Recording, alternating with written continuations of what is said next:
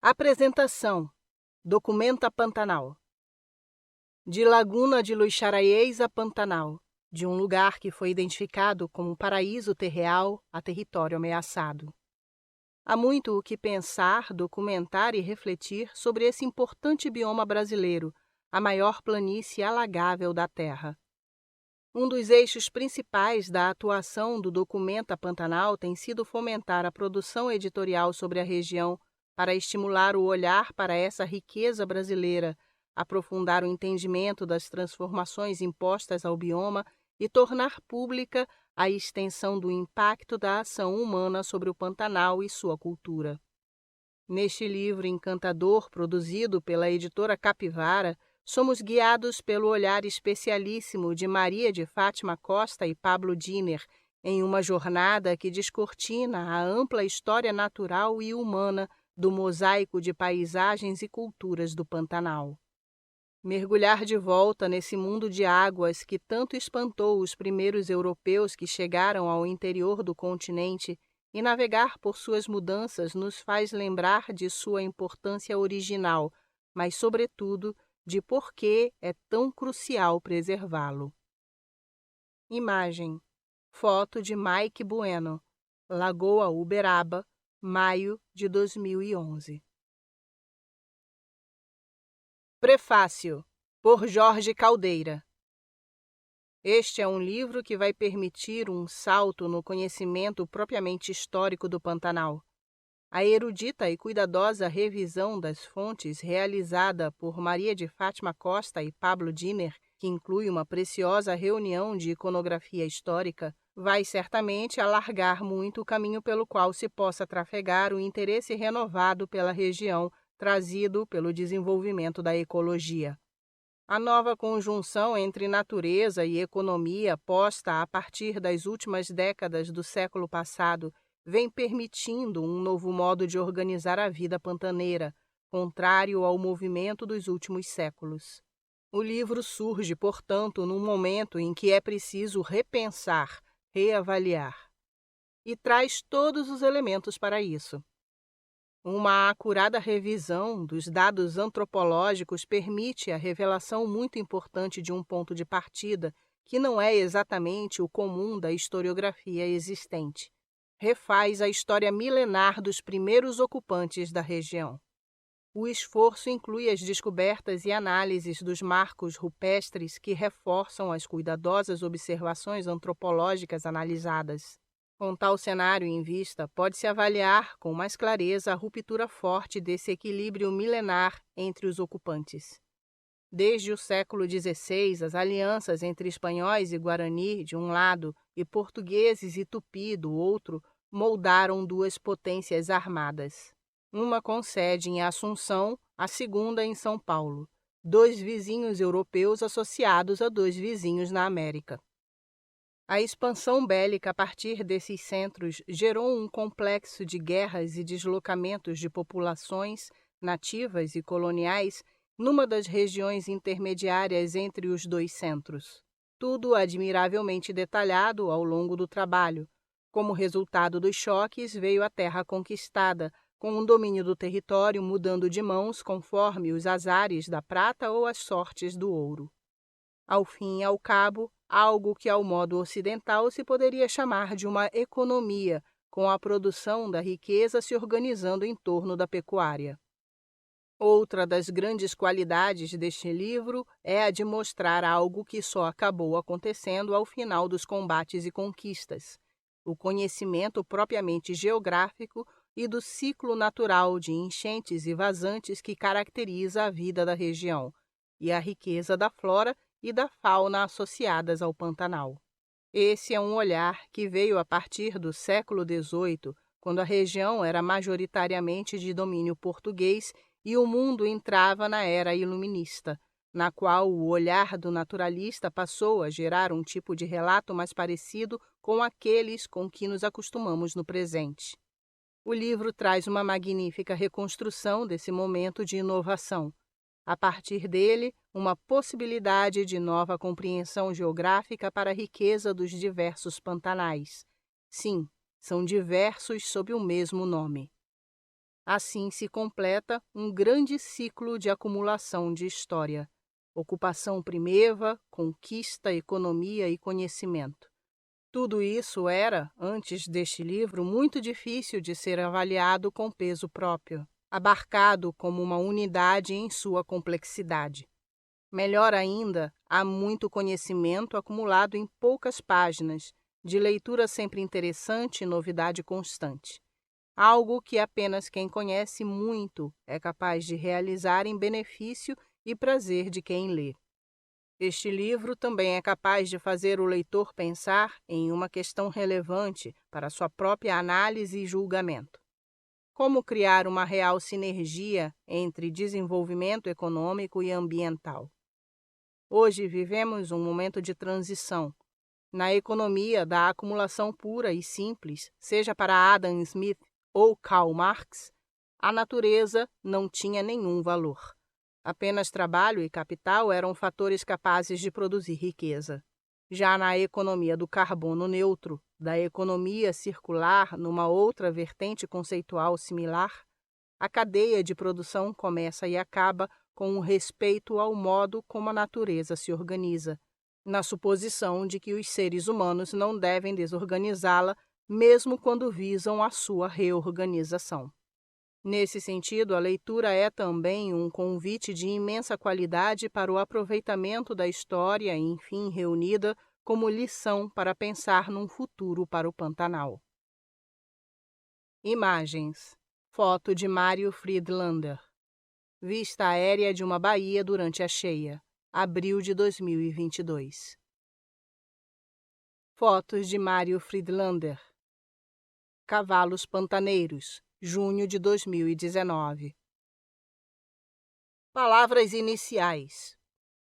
Localizado no centro da América do Sul, o Pantanal é uma grande planície inundável, o coração molhado do nosso subcontinente, que pulsa ritmando o ciclo anual das águas entre cheias e secas.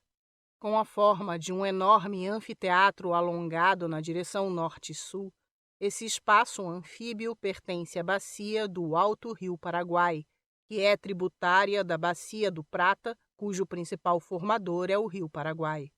Ali, uma multiplicidade de fatores físicos tem se combinado para abrigar a vida humana e gerar as condições de existência de milhares de espécies dos reinos vegetal e animal. No Pantanal, tudo muda constantemente. Ano a ano, as chuvas de verão não só iniciam um ciclo de renovação dos processos vitais de plantas e animais, como também mudam a própria configuração das terras por onde as águas correm. Dessa forma, as enchentes agem como arquitetas dos solos, alterando suas formas, modificando o relevo e o curso dos rios.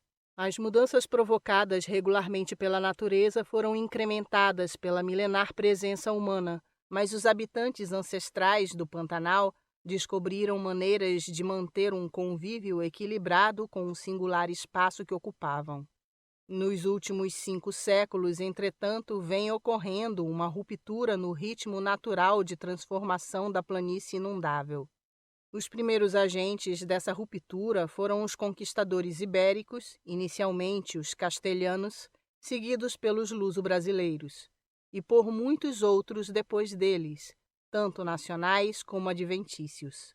E os novos aspirantes a exercer o domínio sobre a região não tardaram a entrar em aberto conflito com as populações originárias e com o meio ambiente. Hoje, o Pantanal é conhecido em todo o mundo pela singularidade do seu ecossistema. A região é amplamente admirada e reconhecida por seu valor único como uma das maiores áreas alagáveis contínuas de nosso planeta. Por que, então, ocorrem tremendas agressões ao seu meio ambiente todos os dias? Quiçá o descaso advenha do desconhecimento de uma delicada dinâmica que rege o sistema ecológico da planície pantaneira. Dependente do Planalto Central brasileiro, a norte e a leste, onde nascem muitos dos seus rios, assim como também da pouca atenção prestada à dramática história de sua ocupação. O Pantanal e todos os que nele habitam vivem das águas e do seu fluxo lento. As chuvas do Planalto enchem o corpo do rio Paraguai e dos seus tributários, e em sua dinâmica natural o escoamento dessas águas demora meses. Isso ocorre porque é preciso vencer os numerosos obstáculos e continuar rumo ao sul, a jusante do último gargalo que dificulta a passagem e enfecho dos morros, já na fronteira com a República do Paraguai. Assim, em um ritmo lento transcorre o movimento de águas carregadas de vida, e pouco a pouco uma enorme massa aquática ultrapassa os álveos dos leitos fluviais e avança fertilizando os campos que inunda. Criam-se os mais diversos tipos de habitat, onde podem viver desde seres pequenos e invisíveis a grandes animais como onças, cervos e capivaras. Há também numerosas colônias de jacarés e peixes para alimentá-los. Pacu, piraputanga, pintado, dourado, piranha e tantos outros são, ademais, cobiçados pratos das populações humanas que habitam o Pantanal. A cadeia alimentar inclui todas as formas de vida, dos micro-organismos que se reativam em contato com as águas até a vegetação na sua fabulosa diversidade. O aguapé, a vitória régia, o ipê, o cambará e o carandá, entre tantas outras plantas que nadam ou fincam raízes na terra. Todos esses seres são alimento, lugar de pouso ou de nidificação e objeto de admiração estética ao mesmo tempo. Tudo nesse espaço possui uma ordem que, dentro de sua dinâmica mutável, precisa ser cuidada com muito bem-querer. Este livro foi produzido com a expectativa de que um melhor conhecimento da intrincada engrenagem natural que controla o funcionamento desses territórios contribua para uma tomada de consciência sobre a dinâmica da vida humana que ancestralmente os habita.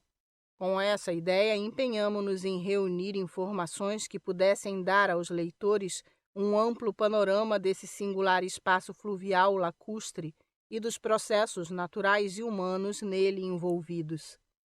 Primeiramente, procuramos mostrar como este lugar surgiu para o mundo ocidental e revisitamos a Laguna de Luixaraíes. Na sequência, tratamos dos principais fatores que permitiram o surgimento do Pantanal e da extraordinária variedade de formas de vida gestadas na bacia do Alto Paraguai, e explicamos como, na verdade, sua complexa diversidade faz com que não exista somente um, mas 11 pantanais. Em seguida, demos uma olhada nas primeiras etapas do processo de ocupação que essa região tem vivenciado. Abordamos as migrações dos povos que ali se estabeleceram há vários milênios e as incursões dos conquistadores coloniais, aqueles que inicialmente viram esse espaço como um mero lugar de passagem na busca de caminhos que os levassem aos Andes e às suas riquezas, mas que, de fato, foram os precursores para o estabelecimento permanente de novos ocupantes de origem ocidental cristã. Desde o século XVIII, o território tem passado por diversas formas de exercício de domínio territorial, seja pela extração de minérios, seja para a exploração agropecuária. Trata-se, sim, de um processo complexo cujo estudo é, como todo estudo histórico, bastante controvertido. Num futuro não longínquo, esperamos poder completar esse panorama amplo da história natural e humana dos Pantanais até chegar aos nossos dias. A modo de epílogo, concluímos este livro apresentando 5 expedições naturalistas que entre 1750 e 1850 nos legaram a documentação inaugural do olhar que as ciências modernas lançaram sobre as terras úmidas no coração da América do Sul. Foto de Mário Friedlander. O Morro Chané, nas margens do Rio Paraguai, junho de 2014. Foto de Mike Bueno. Vitória Régia aos pés da Serra do Amolar, maio de 2011.